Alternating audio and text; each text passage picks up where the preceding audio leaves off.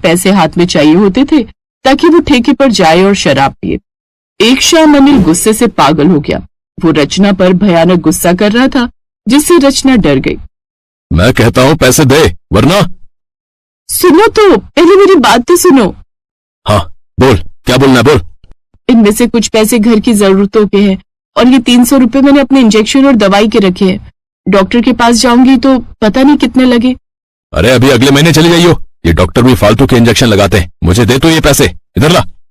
अनिल, बहू का डॉक्टर के पास जाना जरूरी है। 5वां महीना लग गया है। बहू कमजोर है, इसलिए डॉक्टर ताकत के इंजेक्शन लगा रहा है। सब ताकत है इसमें, इन सब फालतू की बातों का मेरे ऊपर कोई असर नहीं होगा, समझी? ला पैसे दे।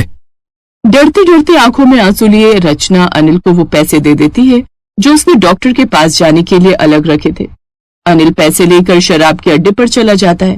धीरे धीरे समय बीता। रचना कभी डॉक्टर के पास गई, कभी छोड़ दिया। ऐसा ही होता रहा और फिर 9वें महीने में रचना को जो खुराक मिलनी चाहिए थी वो नहीं मिली, क्योंकि उसके कमाए सारे पैसे अनिल छीन लेता था। जो थोड़े बहुत बचते थे उससे रचना घर की रोजाना की सब्जी दूध खरीद लाती थी। अब 9वां महीना था तो रचना ने काम पर जाना छोड़ दिया, क्योंकि उसे अब कमजोरी और थकान रहने लगी थी। बहू, 1 गिलास दूध पी लिया कर, कम से कम कुछ तो शरीर में ताकत आएगी। जी माँ जी, पी लूंगी। तभी रचना के मम्मी पापा आ जाते हैं। उनके हाथ में सामान के कुछ थैले थे। मम्मी पापा को देखकर रचना की आंखों में खुशी के आंसू आ जाते हैं। मम्मी पापा, आप दोनों, मैं बहुत खुश हूँ कि आप आए। हाँ, मुझे पता था तुम्हारा 9वां महीना चल रहा है, इसलिए कुछ खाने पीने का सामान लाए हैं। रचना, मैंने सुना अनिल अभी भी कोई काम नहीं कर रहा, कुछ नहीं कमा रहा, फिर घर कैसे चल रहा है? सुनिए, इतने दिनों बाद बेटी से मिल रहे हैं, ये सब बातें छोड़ दीजिए, वरना बच्चे पर असर पड़ेगा। रचना, तू डॉक्टर को समय पर दिखा रही है ना?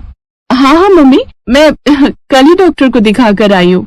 बहन जी, रचना झूठ बोल रही है। मेरे निकम्मे बेटे की वजह से रचना के पास 1 रुपया भी नहीं बचता।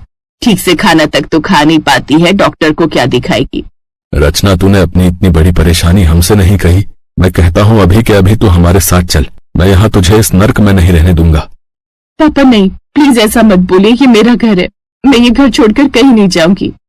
सुनिए, मैं रचना की परेशानी समझ सकती हूँ। रचना को इस हालत में कोई भी टेंशन नहीं होनी चाहिए। ठीक है बेटी, अगर तू साथ नहीं चल सकती तो अपना ख्याल तो रख सकती है। सुनो, रचना को कुछ पैसे दे दो ताकि ये डॉक्टर को भी दिखाए और अपना खाने पीने का सामान भी मंगवाती रहे। रचना, ये कुछ फल फ्रूट, ड्राई फ्रूट है, ये भी खाती रहे, शरीर में ताकत आएगी। अपना ख्याल रखना, हम आते रहेंगे। हाँ। रचना के पिता भी एक छोटी सी कपड़े की दुकान चलाते थे। उनके पास ज्यादा तो नहीं था, पर इतना पैसा था कि वो अपने बच्चे की मदद कर सके। उन्होंने रचना